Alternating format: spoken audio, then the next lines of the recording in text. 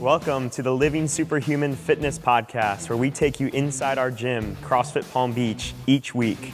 It's here that we are creating new superhumans every day, transforming people's lives, helping them reach a level of health they never knew possible. We strive to answer your most burning questions on fitness, health, nutrition, training, motivation, mindset, lifestyle, and more. If you have a question, please email us at info@crossfitpalmbeach.com. You can also learn more on our blog, livingsuperhuman.com.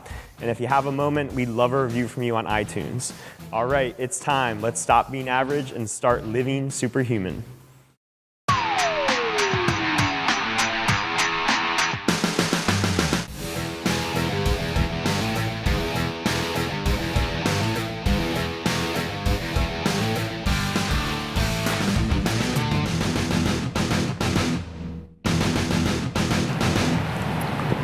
All right, welcome to podcast number 3 of the CrossFit Palm Beach Coaches Podcast. Today we're going to be talking about flexible dieting and how tracking your macros can help you lose weight, gain strength, and increase your performance in CrossFit. And today I'm joined by Coach Dominic. Hello, hello. And Coach and co-owner Tony Frezza. Hey guys. So we're going to get right into our topic for today. And first thing, what is this macros word? What does that mean? What are macronutrients? Macros. Macronutrients is very simple, is protein, fats, and carbs. Throw in a little fiber there, but protein, fat, and carbs makes up really the macronutrient, the solid focus of a macronutrient profile. Yeah, so pretty much anything we eat should fall into one of these 3 categories. And when it comes to flexible dieting, what are we doing with those macronutrients? I mean, for flexible dieting, it is like the word flexible is the main important thing in that sentence, or in that the word of that. You're basically trying to make whatever your plan looks like, whatever your macronutrients look like, make that work. So if you have 150 grams of protein, 130 grams of carbs, and 50 grams of fat, you need to do anything possible to make that happen, to hit those numbers. So being flexible and it's like a puzzle, making the puzzle pieces fit. So where the flexibility comes in is what you're allowed to eat essentially to meet those numbers. Is that correct? Essentially, yes. Cool. And what are some advantages to flexible dieting? Why would we do it? For the most part, I keep going with it. For the most part, dieting throughout, like just knowing, I myself have done probably 15 different diets, from paleo to zone to just like bodybuilding diets. Like bodybuilding diets, obviously the most intense one, and with that one you're like boiled chicken and like sweet potatoes, and that's it. Like that's really all you eat, and it gets really boring, and you can't have any fun with it. For this, like I still eat not boiled chicken, but I eat like chicken breast and sweet potatoes, and then I have like little ice cream for dinner. Usually this is more at nighttime. My days get a little mixed up, but throwing an Oreo in there. But like that's the thing, is to know what you have to eat, but also like not trying to be like, oh, if I have one Oreo, I'm gonna have a whole sleeve of Oreos. Right. So there's still a little bit more of constraint with that, but you're still able to eat the same foods and still get the exact same results, whether that be lose the weight, performance, whatever it might be. Yeah, you got to hit your numbers every day. Do you find yourself kind of cramming at the end of the day sometimes to maybe make sure you hit those numbers in a daily period, or are you pretty good about spacing it out throughout the day and having a plan? Right now, for myself, I'm pretty decent with it. I actually find more cramming like before a workout is what, like because of coaching classes and doing that, I find more cramming than later at night, just because I'm used to this. I just saw it on my FitnessPal the other day. I've been tracking every single day for 306 days, I think it is. And that's a lot of days. And doing the same thing every day. And actually almost hitting them to a T for that many days as well, which has been pretty good, but not all the time. And I do go over sometimes, but for that most important part is trying not to cram so much at the end of the day. And if I am cramming, it's not that big of a meal, maybe 200 calories, and it's not like a huge thing. That's pretty awesome that you could track for that long, stay consistent, because a lot of people do have trouble, following this macro tracking. Don't be fooled by the name, because it isn't very flexible in terms of you have to be regimented in your tracking, right? If you don't stick to the plan and track what you're eating. You mentioned MyFitnessPal, which is a great app on the iPhone that you can use to track your macros. Definitely get on it and start using it. Yeah, I think, I think a lot of people, and this goes for all diets, but they want to have those days mixed in where they just completely kind of give up on stuff. And I think that's one of the advantages to flexible dieting is if you want to have something, you don't have to forgo the diet altogether. You can work it into the numbers, and you should work it into the numbers. Dom, in your experience, Dom's kind of our expert in this subject, which is why we're hammering him with the questions. But how often do you need to essentially hit your numbers in a given week or a given month in order to be successful? What have you seen with most of the clients you've worked with? Well, first, before I answer that, I just want to touch one more thing with what we were just talking about before, just with like having that little flexibility in your diet with that. Just something that, like, just looking at two different diets, like a regular diet that you see every day, where you're like, okay, cheat meal is on Thursday. Every Thursday is that cheat meal. A big thing that I've learned with flexible dieting is that, like, if I have that little, like literally one cookie, just say a day, like that's all it is, not a huge deal, right? Your body is not using all this processed food. It's not getting crazy. You're not feeling like death at the end of the day. Doesn't overwhelm you. Yeah, it's not overwhelming whatsoever. On the days where I used to do a cheat day, and the cheat day was like I would have a full pizza, I'd have some ice cream.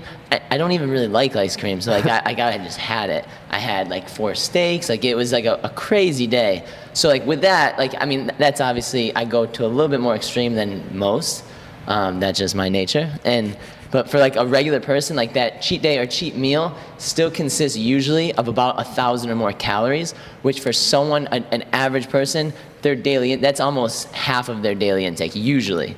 I would say average about just looking at that 2,000 calorie mark, give or take a little bit more. But for that, it takes your body, if you have a cheat day every Thursday, by the time your next cheat day comes around, your body just recovered from that day. So it literally takes about 3 days. You get like one solid day of like, oh, I feel really good. You're like on Wednesday, you're like, I just PR'd everything, you know? Thursday hits, you're like, feel amazing. All this pizza's in my body. Fridays, you're like, I feel terrible again. I can't even pick up a barbell right now. So like that was like a big change of like when flexible dieting came into my life, and I was like, wow, like that's amazing. Like that's really cool, you know? And give or take some things, but I just wanted to touch on that before we moved on. Yeah, I mean, I think with our crowd, I'd say I'm in the same boat. We're talking to a CrossFit crowd. We don't really do things at a moderate level. We tend to be pretty extreme. So if you give us a cheat day, we're gonna maximize it. Like we're gonna go pretty hard. And I could definitely understand what you're talking about is like you don't really feel that good until maybe day 4, 5, or 6, and then you're already getting ready for that next cheat day, and you don't get the benefits of feeling great in the gym, feeling the energy, the consistent energy in your daily life, and all those advantages of eating healthy, that should come about. So how important is food quality in flexible dieting or really any diet? I mean, that's the number one. Before you talk about anything else, food quality is number one. Just knowing, like, the average person that comes in the gym is not going to be here just to perform amazing. Like, they want to do well, but, like, they want to lose weight. For the most part, anyone comes to the gym because they want to look better. That's what it is. And coming into the gym and you know nothing about it, you're just like, I know how to bicep curl, and that's it. Like, I don't do that, maybe bench a little bit. And you don't have any knowledge of that, plus eating. You just heard what, like, the David Beckham did one day for like a week, like some detox he did or whatever. That shit worked, man. It works. But for that, like, you hear that stuff all the time, and like reading Men's Health or Women's Health, all that stuff. So with that, like, food quality is number one, just learning that. And like, I mean, we kind of jump around a little bit, but tracking whatever you're eating just to see what it is and then see what you can replace that with. So if I'm eating a yogurt for breakfast, like, could I replace that? Do I have time to do some eggs and some greens with my eggs, or whatever that might be? Just that is an example, you know. And food quality is the number one thing to make your body kind of work a little bit better. Like, nutrients is the number one. Not only is macronutrients important to hit, but your micros, when you get used to hitting your macros, like, I would never give that, be like, oh, you have to hit all your micros. Like, that's like after you do 300 days of that, like, takes a little time to get used to that. But hitting your micros, which is like a lot of your vitamins and all that stuff, doing that is what you get from eating quality food. Eating Oreos, you're not going to hit your micronutrients. Definitely not. And you're just not going to, you know, you're not going to lose the weight as well as you could, and you're not going to feel as good as you could. And I think, without going too detailed into food quality, just simply trying to focus on real food that's not coming from a package is really the simplest way to start for most people. You know, probably there's a lot of people out there that don't ever go through their day without having, you know, everything's packaged in their day. So to do more cooking, or like we do, we get meals delivered because time is of the essence and we don't have a lot of it, and we get meals delivered because we've kind of outsourced that area of our lives to make sure we're getting good quality food all the time.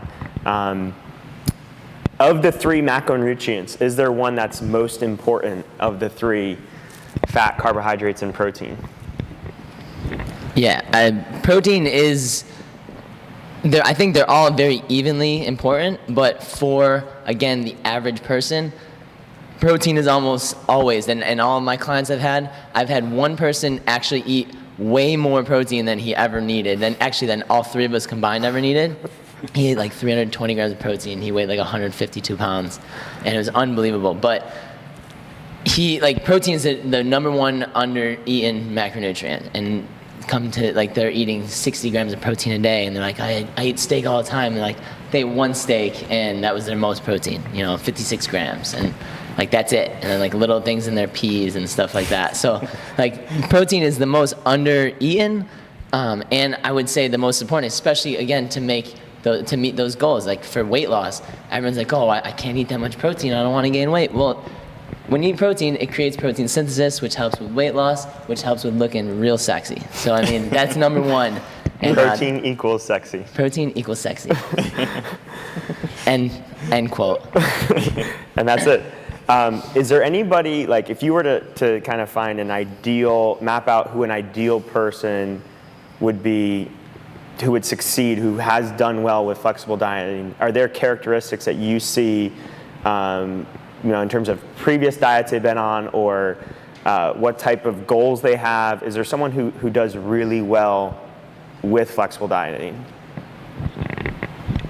Yeah, I mean, coming from that standpoint, I would say, if you have prior knowledge, it definitely helps, but it also definitely hinders you. So like, you're like coming from a paleo background. Like, I actually came from a paleo background to macronutrients. So I went from that paleo-ish diet to that. But I would say having a little bit of knowledge under any kind of diet would definitely help, just knowing what that food quality is. That would be the main important thing from that. But a lot, you have to have a little bit more drive than the average person, because it does. You have to track things. Like, I go to the extreme of, I have a scale in my car. I have one at my house. I did have one here. Like, I have one at all the places I'm always at, so, and if I'm not, like, I'm bringing one to those places. Usually not. I've been better with going out to dinner and not doing that for about 200 something days. But the first, it got bad. My girlfriend did not enjoy it. But I would say just like having a little bit more, like being like, I want to really do this. Like, I want to hit this home. Like, that is like that extra drive, I would say, for that. If you don't have that extra drive, you could definitely still do it. It just depends, again, on what the goals are and all of that. But it takes a lot of discipline to do. but it can be made easier for everybody. Yeah, I mean, it seems like in general, eating out it makes things tougher, and that really goes for any diet. How do you, when you go out, is there any strategies? I mean, how do you even track what's in a meal if you're going out to eat? So for myself, I'll just give you some examples of like how I went about it. I asked my girlfriend when I started doing this, I was like, can you please, like I actually begged, like I didn't ask, I begged. And I was like, can you give me 3 months? And I was like, minimum going out to eat, just 3 months, which is a long time, but like, actually 3 months was up like a day before my birthday. So I was like 3 months and just like, let's hit this. We went out every Saturday and we actually I chose some restaurants which were like Cheesecake Factory or like more chain places, just till I got the hang of it in the first like couple weeks. And for those of you guys that don't know, Cheesecake Factory, sponsor me. Cheesecake Factory, they put all their stuff online. Their whole menu is all done. If you've ever been to Cheesecake Factory, their menu is already 12 pages long. So imagine what the nutrition profile is on that. It's like 38 pages. It's crazy. But I went through that whole thing. I've been through that thing a few times, and you can type it in. They haven't, actually the newest Fitness Pal has made it easier for people like me who get crazy with it, but they have a restaurant locator on there, and the ones that have their menus already updated on here, you can just open that up and it's already there. Some are not correct, but it doesn't matter. Well, it does. But so for that, like I would look ahead. I always look a day in advance. Now, I'm like, hey, you want to go out to dinner? Let's go out to dinner. And it's not usually these type of places. Sometimes it is. And when I do it, I just try to track the closest thing. I always track before I eat it, mainly because it's supposed to be a puzzle piece. And if you already eat, or if you already try to put a huge puzzle piece in a small area, it doesn't fit. So it's the same thing. If you try to eat a huge meal, when you're like, I know I can't eat this, but it's probably going to fit, it doesn't ever fit. So it's the same idea. So it's a quick estimate. If there's like 5 of the same thing, I pick the middle ground, the average one, not the highest, because sometimes that's like people that put a whole thing of butter in it or something. So the middle ground, pick and choose the meals, and kind of go about that. And I do ask how many ounces are in things. I send emails to restaurants like I did yesterday. He knows all the general managers of every restaurant in Palm Beach County. But I think that's a really good tip that anyone who wants to dabble in the flexible dieting should try to do and really hold themselves to is track before you eat, because you can always adjust when it's not in your mouth. You can't backtrack. And I think the point along the restaurants is really great for not just dieting, but any new habit you're going to pick up. You have to give yourself a chance to simplify things in the beginning and not take on too much too soon. So I like what you did, which was give yourself a deadline. Say, hey, we're going to commit to 3 months. Bring someone else involved. Get them involved too. Your wife or your girlfriend, so they're kind of holding you accountable and supporting you as well. But to say, hey, this is not for the rest of my life, that I'm never going to eat at any restaurant that I want, but let's simplify it for 3 months. And let me get the hang of this before I try to master everything there is to master about flexible dieting right from the get-go. Simplify it for yourself. And that could mean doing something like a meal delivery or whatever it might be, where you have the numbers already in front. And if you don't hit your numbers like exactly, like you said, like puzzle pieces, get close to that puzzle piece size. If you're reaching the end of the day and you only have so many, carbs left on your plate, that's what you're gonna eat. Like don't just go crazy, but try to come close, right? Because if you're trying to hit it exact, you're gonna over stress yourself, and you really just need to simplify it, like you said, and come within a close estimate, while you're starting out. Yeah, I mean, definitely. And just like I have a bunch of clients that I do this with, and like I was told the same thing by my nutrition coach, and she was like, hey, protein, get within 5 grams. Carbs, get within 5 grams. That's still very minimal. It's still hard to do. Fat, get within 2 grams. So I was like, okay, easy. So I would always go over by exactly that much. So I was like, if I can do that, I can go or I'd go under by that much, and I would go over. And then one time I went way under, and I was like, it's okay, I ate under. And they're like, well, here's the thing, like eating under and over is the exact same thing. You can actually gain weight from eating under like that.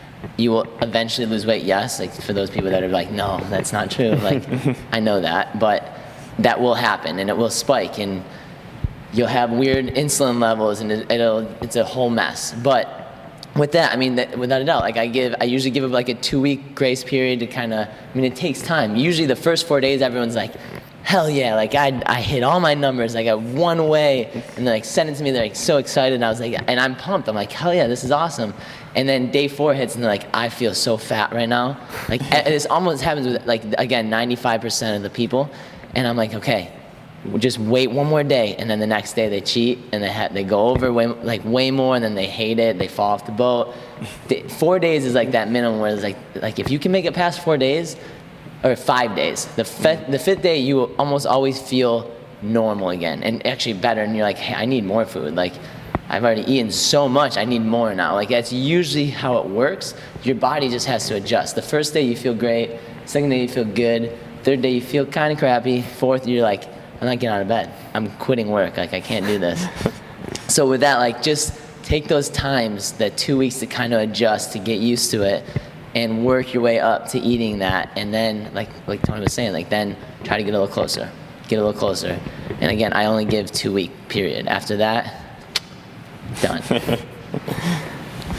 And then when it comes to getting started, it sounds like, I mean, if someone wants to just really lightly dabble, they can go as simply as just tracking their protein.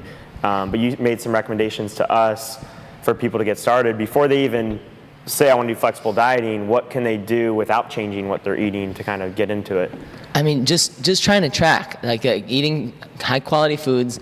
If you're that business person that's traveling all the time, just eat smarter foods. If you have to eat out of a box, just be smarter about it. Like you don't have to get to the extent where you have to cook everything. I mean, I would highly, highly recommend that, because fresh food is the best food.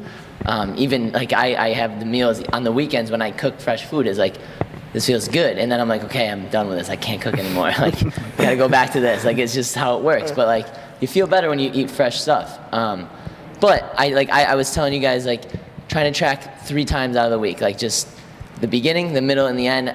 For my clients, what I like to do, like an easy suggestion is do Monday, Wednesday, Friday, but I really do like the Thursday, Friday, Saturday, Sunday, and Monday, even though it's a little bit more days, because those are the worst days of any diet and the best days. Thursday is usually a rest day for a lot of people, where they're like, I'm not working on Thursday, so they don't eat a ton, or they have a cheat meal. Friday, which, I mean, that's 2 extremes. Friday is usually like, I have 1 day to the weekend, I'm gonna eat really well, or I ate really crappy on Thursday, so Friday I'm gonna chill. Saturday, I'm just gonna go ham, and Saturday's bad, and then Sunday you're like, well, I screwed up on Saturday, I'm gonna keep screwing up on Sunday, and then Monday you're like, oh my God, this weekend was terrible. And it always happens, and those are like my favorite days to see, because like you see some wild things, like amazing things that you would not even believe, and I'm like, I didn't even know you could eat that. Like, that's weird. It's a weird thing to eat, you know? So like doing that stuff, but just simply tracking 1 meal a day.